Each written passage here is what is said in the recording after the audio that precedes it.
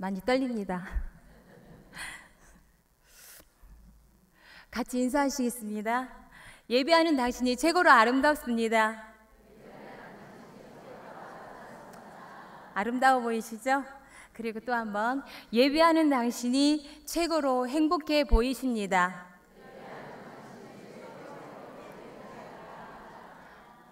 우리 정말 이렇게 행복한 시간이 되었으면 좋겠습니다. 부족하지만, 정말 부족하지만 순종하는 마음으로 이 자리에 섰습니다. 사랑으로 안아주시기 바랍니다. 여러분, 혹시 일어날 때가 되었는데 늦잠 자서 낭패를 당한 일이 기억나십니까? 어렸을 때는 학교에 늦기도 하고, 성인이 되어서는 직장에 늦기도 하고, 차를 놓치기도 하고, 중요한 약속을 지키지 못하여 신뢰가 깨지기도 하고, 여러 정황들이 있을 것입니다. 제가 고등학교 다닐 때 일명 콩나물 버스를 타고 통학했던 시절이 생각납니다. 콩나물 버스 워낙 유명해서 농촌에서 이렇게 통학했던 분들은 다 기억나실 것입니다. 특히 저희 동네는요, 마누라 없이는 살아도 장어 없이는 못 산다는 아주 유명한 동네였습니다. 그 시절 버스를 놓치지 않으려면 추운 겨울날도 새벽 5시 30분에는 일어나야 했습니다. 그런데 어느 날 매일 깨우시던 현수가 일어나야지 하는 어머니의 목소리가 들리지 않습니다. 아마 그날은 후회한 일이지만 어머니께서 작정을 하셨던 것 같아요. 네가 늦게 일어나서 뜨거운 일을 한번 당해야 정신 차리겠지? 그러고 깨우시지 않았던 거예요. 지금도 그때 일을 생각하면 등골이 오싹해집니다. 중요한 것은 육신을 가지고 있을 때는 자다가 깰 때를 놓쳐 실수한 일은 다시 기회가 주어진다는 사실입니다. 반대로 영적인 잠을 자다 깰 때를 놓치면 기회가 다시 주어지지 않는다는 사실도 기억해야 될 줄 믿습니다. 아멘입니까? 오늘 바울은 본문에서 성도들이 자다가 깰 때가 언제인지 이 시기를 아는 방법에 대해서 말하고 있습니다. 또한 이 시기에 맞는 삶을 살아야 한다는 것을 세 가지 면에서 강조하고 있습니다. 첫 번째로 지금은 자다가 깰 때라고 말합니다. 바울은 성도들의 삶을 밤과 낮, 어두움과 빛을 통해서 설명했습니다. 지금은 밤이 아니라 새벽에 가까운 때입니다. 그러므로 영적인 잠을 잘 때가 아닙니다. 데살로니가전서 5장 7절 말씀에서도 자는 자들은 밤에 자고 취하는 자들은 밤에 취하되 우리는 낮에 속하였으니 정신을 차리라고 권면하고 있습니다. 자다가 깨어야 할 이유가 아침이 오기 때문입니다. 아침이 와서 일할 때가 되었음에도 불구하고 계속 잠을 자는 것은 무엇인가 잘못되었다는 증거입니다. 사도 바울이 여기서 비유적인 말씀을 쓰는 것은 보다 큰 뜻이 있는 줄 압니다. 물론 이 본문에서 말하는 잠이라는 것은 영적인 잠을 의미한다는 것을 아실 줄 믿습니다. 바울은 이 시기 곧 우리가 사는 시대는 영적인 잠에서 깨어나야 한다고 말합니다. 더구나 밤이 깊고 낮이 가까웠기 때문에 깨어나야 한다는 것입니다. 본문 12절에 보시면 밤이 깊고 낮이 가까웠다는 표현도 곧 새벽이 올 때가 되었다는 의미입니다. 사도 바울이 밤이니 잠이니 하는 말은 모두가 비유이며 우리들의 영적인 삶을 어떻게 살아야 할 것인지에 대해서 설명하기 위한 것입니다. 그렇다면 우리는 어떻게 깨어 있어야 할까요?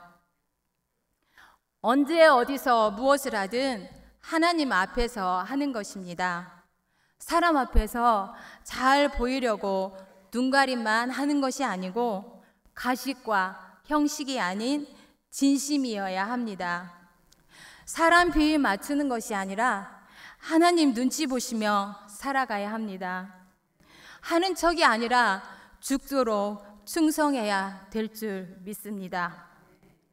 주님을 위한 일이라면 누가 알아주지 않아도 인정해 주지 않아도 믿음을 지켜야 합니다. 그리고 교회에서의 삶이나 교회 밖에서의 삶이 같아야 한다는 것입니다. 칭찬과 격려, 위로의 말 한마디는 사람을 살리고 나도 사는 깨어있는 삶일 것입니다. 그러나 세상살이에 취해서 하나님보다 쾌락을 더 사랑하거나 부모를 거역하거나 원통함을 풀지 않거나 절제하지 못하며 경건의 모양은 있으나 경건의 능력을 부인하는 자는 영적으로 잠자는 사람이라고 바울은 데살로니가 성도들에게 또 오늘을 사는 성도들을 향하여 이 같은 자들에게서 돌아서라고 권면합니다. 머리가 밀린 삼손은 깊은 잠에 빠져 있다가 돌이킬 수 없는 실수를 하였습니다. 바울의 설교를 듣던 유도군은 창가에 기대어 잠자다가 그만 봉변을 당하고 말았습니다. 하물며 영적인 잠의 위험성은 얼마나 크겠습니까? 지금까지 안일한 상태에서 깨어나야 합니다. 지금까지 나태한 상태에서 깨어나야 합니다. 지금까지 잘못된 상태에서 깨어나야 합니다. 이제 시작해도 늦지 않습니다. 그러므로 빛과 어둠, 낮과 밤에 속한 일들을 구분하시고 영적인 거룩한 삶을 우선순위에 두신다면 깰 때를 준비하는 좋은 습관이 만들어지는 기회가 될 것임을 확신합니다. 믿으십니까? 둘째로 바울은 우리의 구원이 처음 믿을 때보다 가까워졌다고 말하고 있습니다. 구원이 가까웠다는 것은 주님의 재림이 가까웠다는 것을 의미합니다.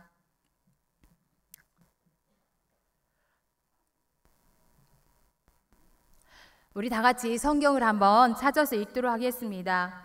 마태복음 24장 42절에서 44절 말씀입니다. 신약성경 마태복음 24장 42절에서 44절 말씀을 찾아서 같이 읽겠습니다. 찾으셨습니까? 네, 같이 읽겠습니다. 그러므로 깨어 있으라. 어느 날에 너희 주가 임할는지 너희가 알지 못함이니라. 너희도 아는 바니 만일 집주인이 도둑이 어느 시각에 올 줄을 알았더라면 깨어 있어 그 집을 뚫지 못하게 하였으리라. 이러므로 너희도 준비하고 있으라. 생각지 않은 때에 인자가 오리라. 아멘. 이렇게 깨어있지 않으면 생각지 않은 데에 인자가 오리라고 하셨고 그날이 어느 때보다 가까이 왔다는 것입니다. 깨어있어야 할 이유가 무엇입니까? 그날과 그때를 알지 못하기 때문이며 그날과 그때가 처음 믿을 때보다 가까이 왔다는 말씀입니다. 만약 하나님께서 정해놓으신 시각이 있다면 현재 지구 운명의 시각은 몇 시, 몇 분일까요? 성경에는 시계가 12시를 나타내고 있는데도 알지 못하고 있다가 그대로 멸망당한 사건이 등장합니다. 마태복음 24장 37절에서 39절 말씀에 보시면 홍수전에 노아가 방주에 들어가던 날까지 사람들이 먹고 마시고 장가들고 시집가고 있으면서 홍수가 나서 그들을 다 멸하기까지 깨닫지 못하였으니 인자의 임함도 이와 같으리라고 하였습니다. 누가복음 17장 28절에서 38절 말씀해 보시면 또 노새 때와 같으리니 사람들이 먹고 마시고 사고 팔고 집을 짓더니 결국 그들도 다 멸하기까지 깨닫지 못하였던 것처럼 인자의 임함도 이와 같으리라고 경고합니다. 두 사건 다 경고하는 내용이 비슷하지요. 물론 우리가 사는 날 동안에는 먹기도 하고 마시기도 하고 사기도 하고 팔기도 해야 됩니다. 그리고 시집도 가고 장가도 가야 합니다. 그러나 자세히 주의하여 보아야 합니다. 왜 그럴까요? 세속에 잠겨서 주님의 때를 분별하지 못하는 사람들을 향한 하나님의 경고인 줄 믿고 깨어있는 성도가 되어야 할 줄 믿습니다. 오늘 특별히 새가족 만찬이 있는 날이죠. 처음 교회에 오신 분들은 모든 것이 서툴고 어색하고 어렵습니다. 그분들은 처음 옮겨 심은 나무처럼 여리고 환경에 적응하기 어렵습니다. 그분들을 향한 관심과 사랑이 있을 때 깨어있는 교회이며 깨어있는 성도라 할 수 있을 것입니다. 우리의 구원이 처음 믿을 때보다 가까이 왔는데 우리는 처음 믿을 때보다 금식이나 철야기도, 전도하는 일, 이웃을 사랑하고 섬기는 일, 자신의 이익에는 민감하고 자신의 잘못에 대해서는 관대하지만 혹시 다른 사람의 잘못은 이해하지 못하고 용서하고 잊지는 않은지 돌아보는 시간이 되었으면 합니다. 우리가 처음 예수님 믿었을 때를 생각해 보시기 바랍니다. 작은 죄 하나 때문에 잠을 이루지 못하고 금식하며 회개하고 그렇게 은혜를 사모하고 살지 않았습니까? 요즘 사람들 다이어트 많이 하시죠? 이런 말 들어보셨어요? 뼈만 빼고 다 빼드립니다. 무시무시하시죠? 저도 처음에 깜짝 놀랐습니다. 이게 무슨 말인가? 그런데 아마도 다이어트 식품을 취급하는 회사에서 살을 빼려는 사람들을 향해서 강한 자극을 갖게 하는 말인 것 같았습니다. 그렇다면 그리스도인들의 영적인 다이어트 어떻게 생각하십니까? 건강을 위해서라면 헬스며 운동이며 좋은 음식든 무엇이든 다 하는데 영적인 건강은 챙기고 계신지요? 요즘 TV를 보면 여기서도 저기서도 건강에 관한 이야기들이 충만합니다. 관심들이 많다는 것이죠. 물론 100세 시대를 살아가는 사람들에게 당연한 관심거리라 생각합니다. 그렇다면 그보다 더 중요한 우리의 구원이 가까이, 처음 믿을 때보다 가까이 왔는데 우리는 어떻게 반응해야 할까요? 70년, 80년, 90년대에는 영적 대각성이라든지 교회마다 부흥회를 많이 했습니다. 은혜를 사모하는 사람들은 밤이고 낮이고 내 교회는 물론 다른 이웃교회도 멀다 하지 않고 은혜를 사모하며 찾아다니지 않았습니까? 저에게는 많은 일들 중에 이런 일도 있었습니다. 고등학교 시험 보기 전날인데도 불신 부모님 몰래 이웃교회 부흥회에 참석했다가 늦게 왔습니다. 무사하지 않았겠지요? 예상했던 대로 다음날 아침 혼쭐 나고 뚱뚱 부은 으로 시험장에 갔었습니다. 그래도 합격에게 은혜를 주신 하나님께 감사합니다. 하지만 요즘은 내 교회 부흥회가 열려도 사모하고 찾아오는 경우가 적습니다. 우리 교회 빼고요. 왜 그럴까요? 먹고 살기 힘들고 어려울 때는 그렇게도 은혜를 구하고 기도하고 철야하며 부르짖더니 먹고 살기 좋아지고 편안하게 되니까 점점 영적으로 무뎌가고 있는 것은 아닐까요?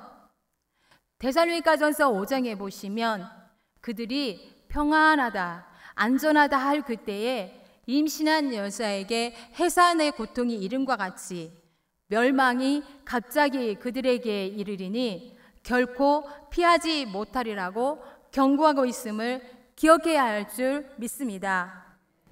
그래도 주님의 자녀들이 하나님이 주신 축복과 은혜로 잘 먹고 잘 사는 것 당연하지만 때로는 그것으로 인하여 하나님께 나아가는데 걸림돌이 될 수도 있다는 사실을 기억하시기 바랍니다. 그러므로 깨어 근신하여 주님 맞을 준비하시는 저와 모든 성도님들 되시기를 간절히 소망합니다. 셋째로 낮과 같이 단정히 행하라고 권면하고 있습니다. 단정이라는 사전적 의미는 차림이나 태도가 흐트러짐이 없이 깔끔하면서 반듯하게라는 뜻이 있습니다.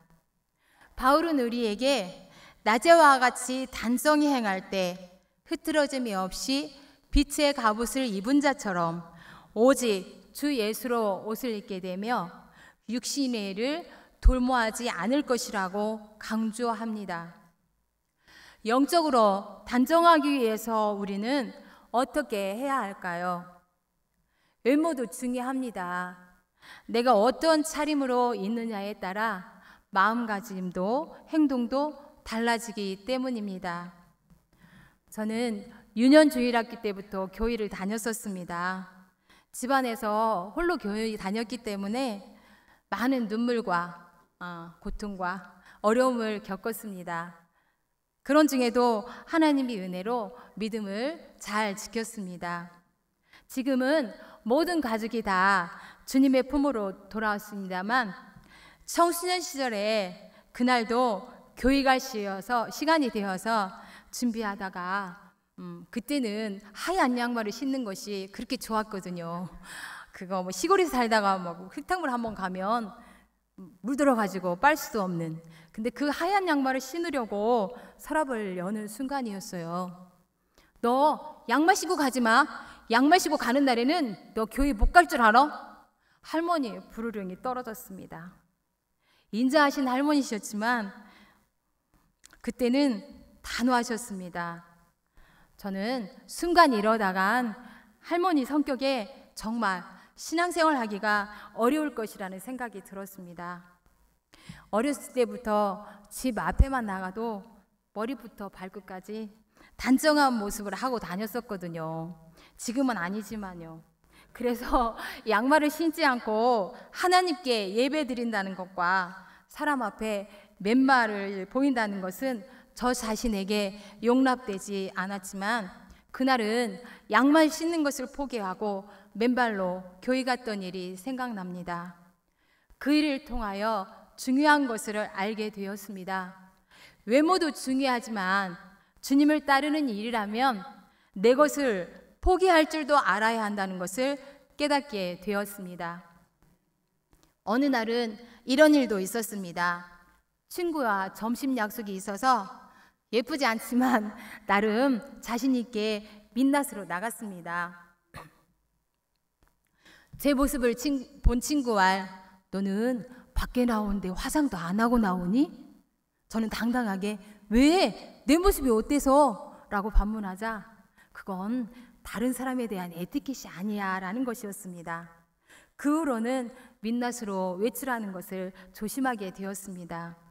그러면서 영적으로 사는 자의 모습을 생각하게 되었습니다. 겉모습도 이렇게 사람들에 의해 평가받고 지적당하게 되면 부끄럽기도 하고 자신을 돌아보게 되는데 하늘에 속한 자들의 삶이야말로 더 중요할 것이라 믿어 의심치 않습니다.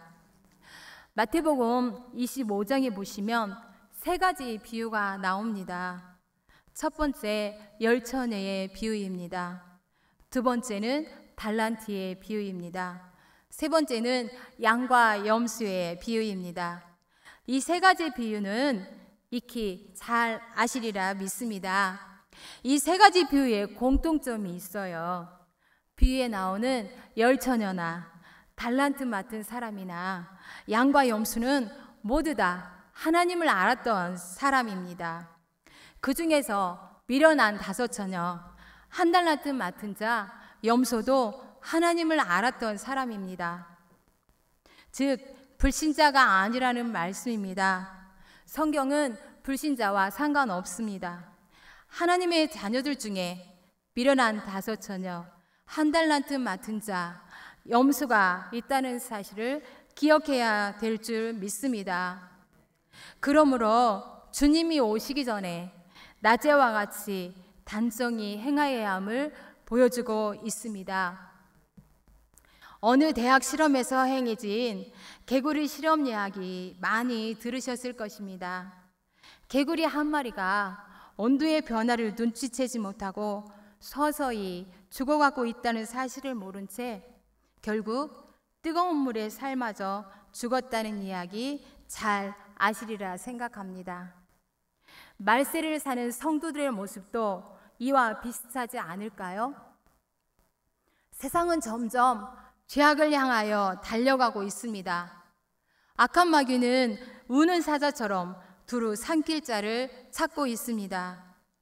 은근슬쩍 죄의 유혹은 우리에게 다가오고 있습니다. 우리는 스스로 위로할지 모릅니다. 나는 이 정도면 괜찮겠지. 네, 괜찮을 수 있습니다. 그리고 괜찮지 않을 수도 있습니다.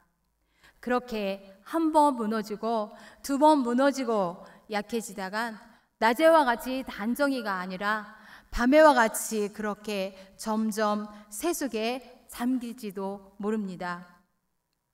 이제 말씀을 맺고자 합니다. 지금까지 믿음의 경주를 잘 하셨으리라 믿습니다. 하지만 부족하다고 생각하신다면 주님 맞을 준비 늦지 않습니다. 우리가 이 땅에서 육신을 가지고 사는 동안에는 후회해도 되고 염려해도 되고 걱정해도 되는 것은 길이 참으시는 하나님께서 당신의 자녀들에게 기회를 주시기 때문입니다. 하지만 그것은 이 땅에서 뿐이라는 사실입니다. 이미 도끼가 나무 뿌리에 찍혔을 때는 후회해도 소용없습니다. 육신이 살아있는 동안만 회개할 수 있는 기회가 주어진다는 사실을 믿으시기 바랍니다. 우리 주님 오실 날이 몇 년, 몇 월, 며칠일지는 아무도 모른다고 주님은 분명히 말씀하셨습니다. 그러나 분명한 것은 언젠가는 다시 오신다는 사실이기 때문에 우리에게 오늘도 권면하고 부탁하는 것입니다. 그러므로 깨어 있으라. 너희 주가 어느 때에 오실지 알지 못함이니라. 아멘. 기도하시겠습니다.